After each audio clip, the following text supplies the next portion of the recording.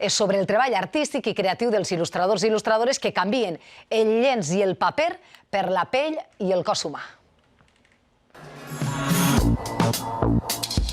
El cos és el protagonista de les jornades d'il·lustració de València, la pintura corporal i el tatuatge. Pepita Grilla ha sigut l'encarregada d'inaugurar esta 7ª edició amb una exhibició de body painting.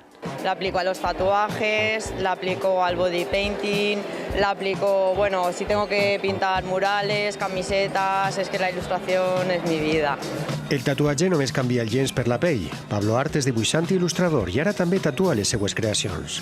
A ver, esto al final es una ilustración, simplemente que cambiamos el lápiz o el rotulador por... Esto es como lo más similar para mí a una plumilla. El món de la il·lustració no troba límits. Ismael de Radcraft pinta tapissos i catifes amb fils de llana. Pues esto es una manera de tejer lana que se denomina tufting. Es una técnica para hacer alfombras artesanales, como por ejemplo esta que veis aquí. De la il·lustració i les seues aplicacions viuen els artistes que es donen cita este cap de setmana al Centre Cultural La Nau de la Universitat de València. Hem duplicat la quantitat d'il·lustradors que estan en el mercat d'il·lustració.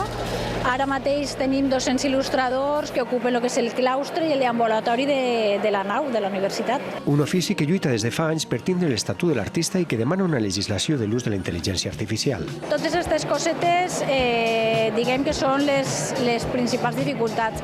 L'exposició del treball dels il·lustradors i il·lustradores es complementarà amb xerrades i tallers sobre els reptes que afronta el sector.